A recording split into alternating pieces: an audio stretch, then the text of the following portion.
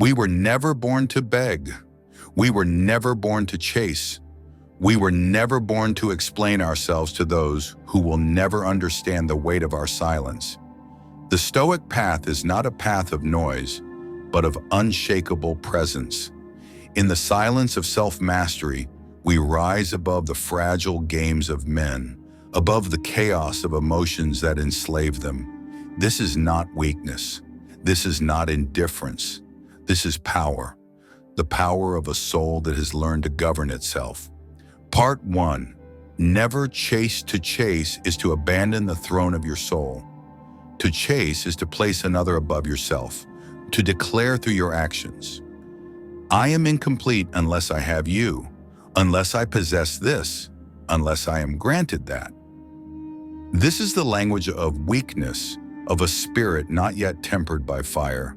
The Stoics knew that to live in pursuit of externals is to forfeit the only true possession you have, mastery over your own mind. Marcus Aurelius, the emperor philosopher, spoke with clarity. Very little is needed to make a happy life. It is all within yourself, in your way of thinking. Notice his words. Happiness is not found in the pursuit of what runs away from you.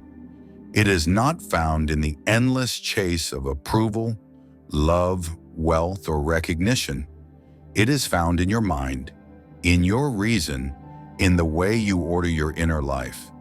When we chase, we live as beggars, dressed in the garments of hunters. Outwardly, it seems as if we are strong, moving toward a goal, seeking our prize. But inwardly, we have already surrendered. We have already confessed, I am not enough on my own. Epictetus warned us against this trap. He said, freedom is the only worthy goal in life. It is won by disregarding things that lie beyond our control. What is chasing if not running after what is beyond our control? Another person's affection, another person's respect, the unpredictable turns of fortune, the fleeting approval of society. These things are not ours to command. When we chase them, we build our house on sand, and the storm always comes. We must see chasing for what it truly is, a confession of poverty. Seneca in his letters teaches that it is not the man who has too little, but the man who craves more, that is poor. To crave is to be poor. To chase is to show that your spirit has not yet been satisfied by itself, that you are still a servant to what lies outside you. And this servitude is far more degrading than any physical chain. A man in prison who governs himself is freer than the emperor who chases the applause of the crowd. Think of how often we see men and women degrade themselves in pursuit. The man who runs after love, sending message after message, humiliating himself for scraps of attention. The woman who chases validation, reshaping her image, silencing her voice, all for the approval of strangers who do not care for her soul. The ambitious soul who chases titles and wealth, believing each step will fill the emptiness inside, only to find the hunger deeper than before. Chasing is a fire that consumes without ever warming. But the Stoic stands differently. The Stoic walks slowly, calmly, as if time itself bends to his stride. He does not chase, for he knows that what is truly his cannot escape him. If fortune delivers him love, he will receive it with grace. If fortune withholds it, he remains complete. Marcus Aurelius, who commanded the most powerful empire on earth, still reminded himself daily, receive wealth or prosperity without arrogance, and be ready to let it go. He did not chase, though he held in his hands more than most could dream of.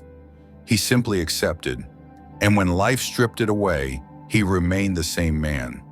To never chase does not mean to sit idle, to surrender to passivity. It means to act without attachment. The archer pulls his bow, focuses his eye, and releases the arrow with all the strength and precision he possesses. But once the arrow leaves his hand, the outcome is not his to command. The wind may shift, the target may move, fate may intervene. The wise archer does not chase the arrow. He accepts the outcome with serenity. So must we live. Strive, yes. Work, yes. Aim your bow with excellence. But once the arrow is released, do not chase. Life is a wilderness full of shadows, and chasing is the surest way to lose yourself in it. The desperate hunter runs blindly after prey, stumbling, exhausting himself until he collapses. But the calm hunter sits still, waits, and watches. The prey comes to him. Fortune, too, comes to those who wait in strength, who hold their silence, who trust their own sufficiency. Chasing is noise. Patience is power. Here lies the paradox. When you stop chasing, the world begins to chase you.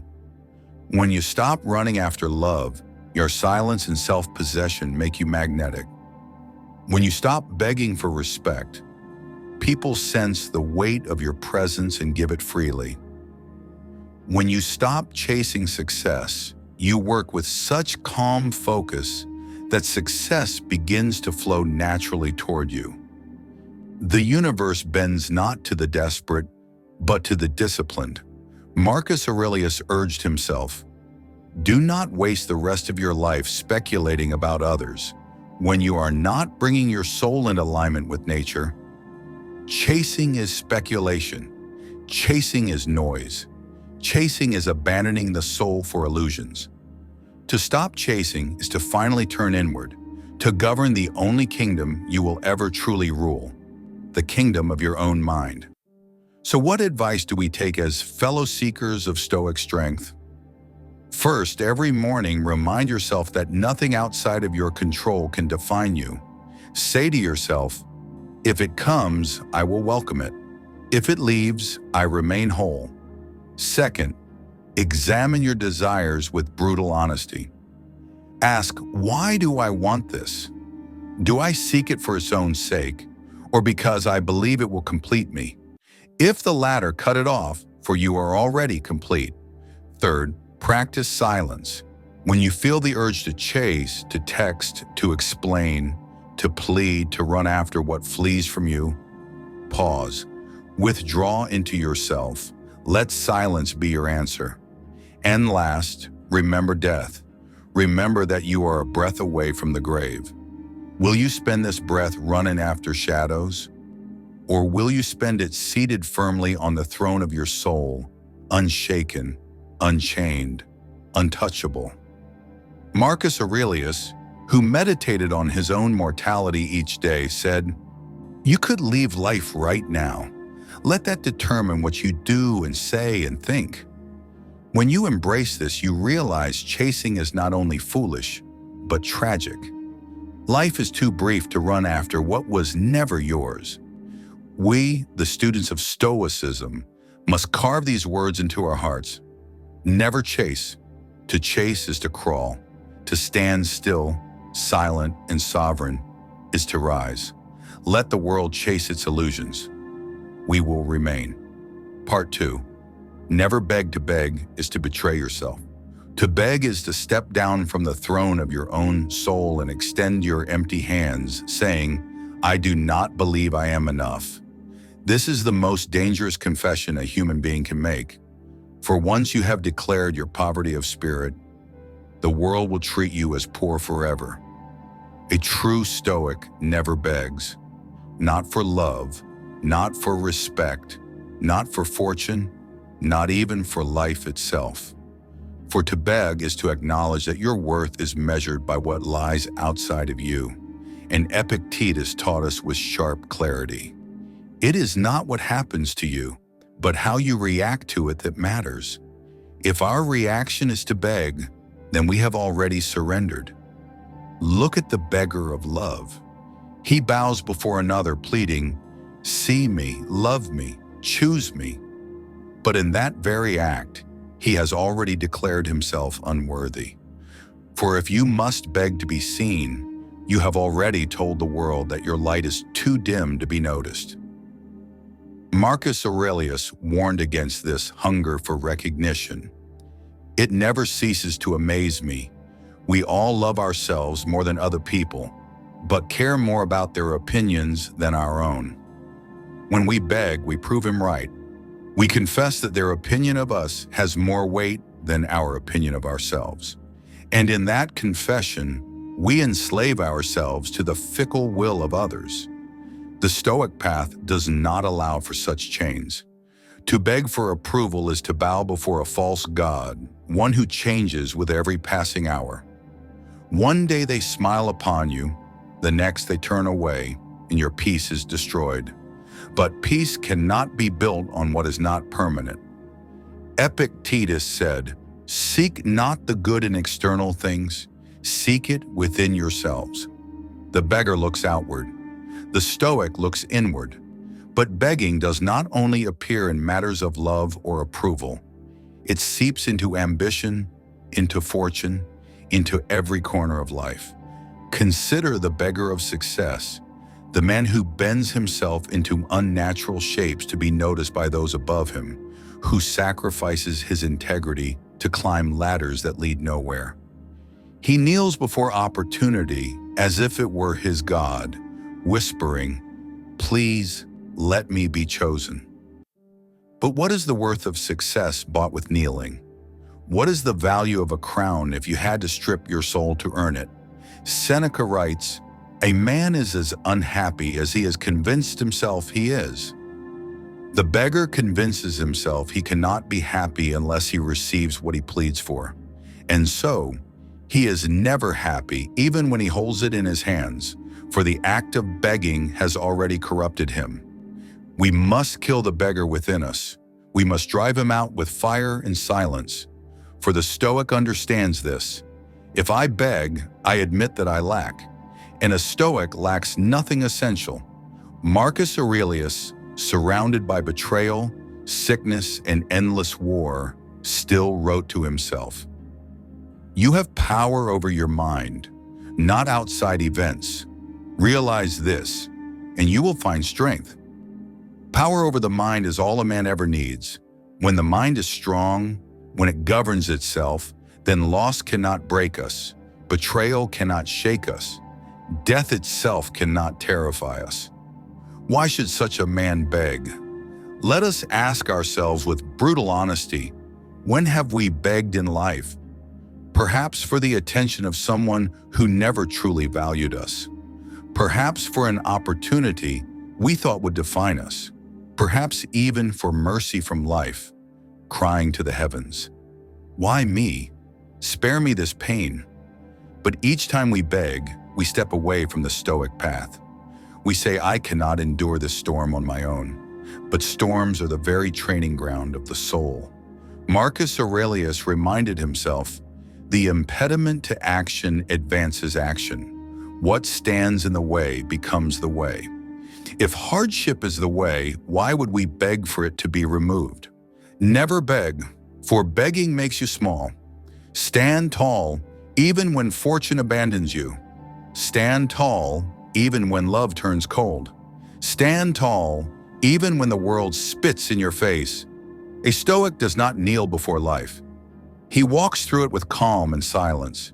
He loses everything, and still he does not beg, because he knows he still possesses the only thing worth keeping: his reason, his courage, his inner fortress. Imagine a soldier captured in battle. His enemies demand that he kneel, that he plead for his life. If he begs, he may live, but as a broken man. If he refuses, he may die, but he dies whole. The Stoic chooses wholeness over survival. Epictetus himself was once beaten so badly by his master that his leg broke. And yet, even as a slave, even in agony, he did not beg. He accepted the pain with serenity, saying later to his students, "Lameness is an impediment to the leg, but not to the will." His leg could be broken, but his spirit remained unbent. This is why Stoics never beg. So what advice must we follow if we are to live this principle? First, cultivate the discipline of self-sufficiency. Each morning, remind yourself that you already have all you need: the breath in your lungs, the reason in your mind, the courage in your heart. Everything else is decoration, fortune's temporary gift. Second, when you feel the urge to beg, to plead, to ask desperately, to humiliate yourself for scraps, pause. Ask yourself, if I had unshakable dignity, would I act this way? The answer will always be no. Third, practice voluntary hardship. Sleep on the floor once in a while, eat simply, walk in silence. Seneca advised this practice. Set aside now and then a number of days during which you shall be content with the scantiest and cheapest fare. Then ask yourself, is this what I feared? When you train your soul to endure with little, you stop begging for more.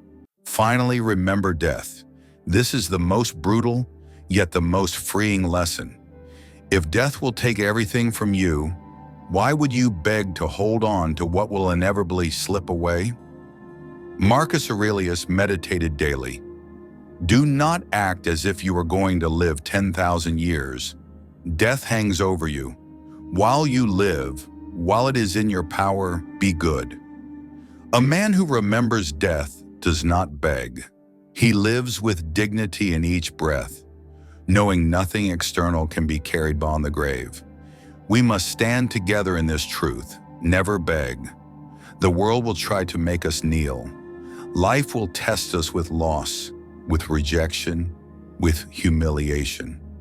But we are Stoics. We will not stretch out our hands for pity. We will not lower our heads for scraps.